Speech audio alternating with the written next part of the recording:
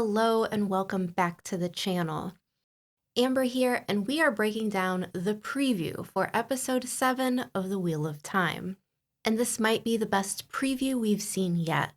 A lot of action and preparation before and during the Trolloc attack on the Two Rivers. It's pretty high stakes. The Two Rivers has been destroyed once, and now we are right back for round 2.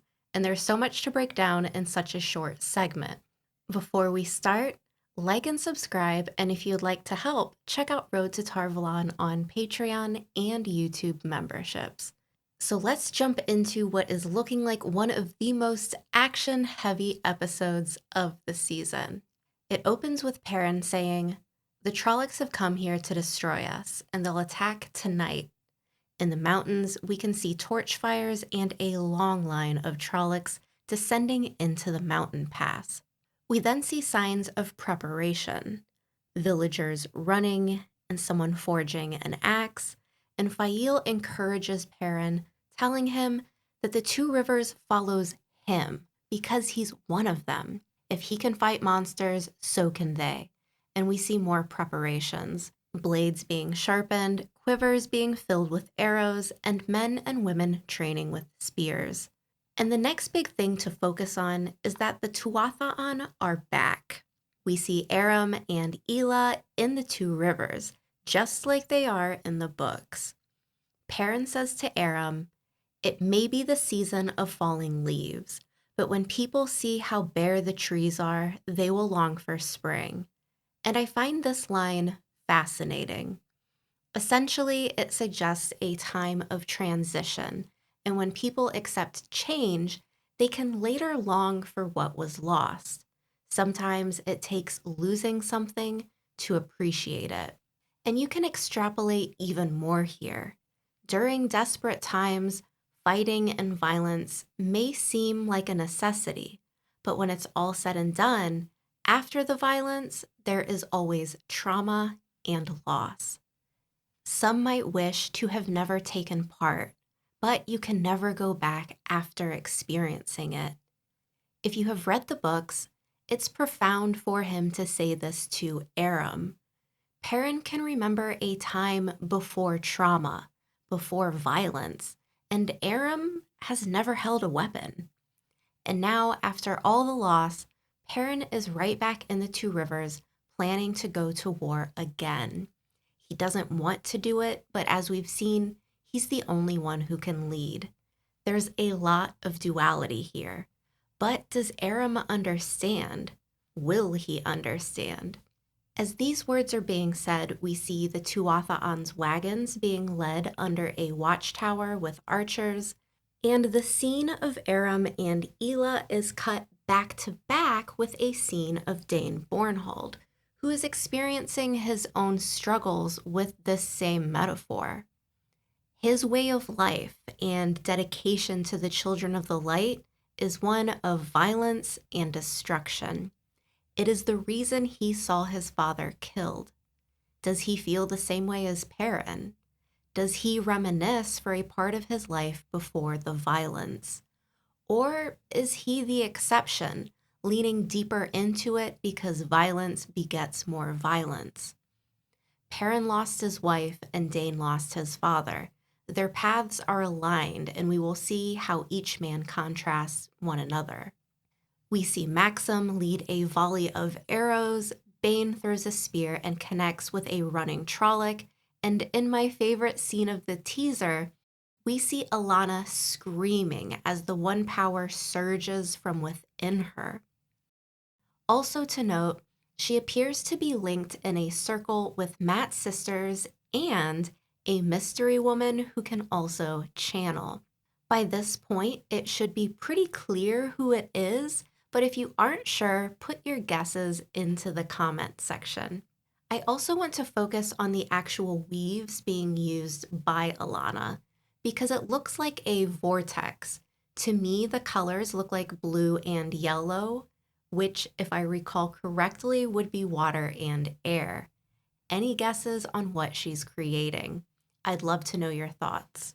I'd also like to point out how much I love seeing more women under Alanna's guidance.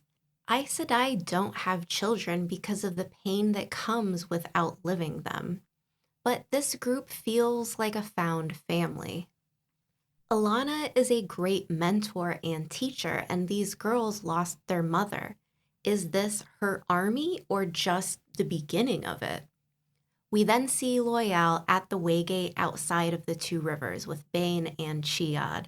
There are dead bodies littered around them, and as Loial enters alone, Bane and Chiad watch. We see more explosions, and Padan Fain enters what looks like the fortified city with other white cloaks. Are these the real deal Children of the Light or his dark friend followers? We see a bloodied Perrin screaming to close the gates with Maxim by his side as other white cloaks close it. More explosions, Trollocs invade the perimeter, Padan Fain yells attack, and Maren Alvear, being the incredible woman that she is leading from the back yelling, no, commanding to hold the line. And just a side note, this line gets me so choked up. In the books, the women of the Two Rivers have one of my favorite small plot lines. I love them so much with their spears and their makeshift shields because the women of the Two Rivers do not simply stay on the sideline. They are just as tough, just as deadly, and just as stubborn as anyone. I cannot wait to check back in on Maren, Daze, and everyone else putting everything they have into this fight. And now an eruption of fighting from within the village. A bloodied Faile, knives in hand, as she asks Perrin what he would give for the Two Rivers, to which he responds, everything. And she instructs him to show them. We see white cloaks fighting men, Maren versus a Trolloc, white cloak versus a white cloak, Perrin getting hit by someone doing a Jackie Chan move over the fortification, Maxim versus a Trolloc. Guys, it's pandemonium. And I'm really excited for this episode. The Battle of the Two Rivers is a fan favorite plotline from The Shadow Rising. It's not just a lot of action, but the first moments of Perrin's leadership arc. If he successfully saves the Two Rivers, he will become a likely folk hero of the village. And as we know, the last battle is coming. In the books, the people of the Two Rivers are an integral part of the battle, and this is the moment that solidifies what they are truly capable of under the leadership of Perrin. This is also the first time we really get to see what Faile Bashir is made of. She's not just a warrior and a lover to Perrin, but someone who knows combat, someone who has seen war. Her advice is invaluable, and her presence in this battle has always made me a big fan of the character. And it's because she is someone who inspires. And with this actress, who isn't excited to see Faile, the Falcon's Claw? She is so inspirational that she has a legion of devoted followers with fanatical loyalty to her. The woman has her own spy network. So that's what I'm looking for in this episode. I want to see how it sets up her future character arcs and gets me closer to more things I really enjoy about the character. So let's wrap it up there. Let me know what you're excited to see. If you've got ideas and theories, and drop them into the comment section. Like and subscribe, check out Road to Tarvalon on Patreon and YouTube memberships, and if you'd like to reach out, find me on Blue Sky, Instagram, and Discord. Thank you for watching, and I'll see you back next time.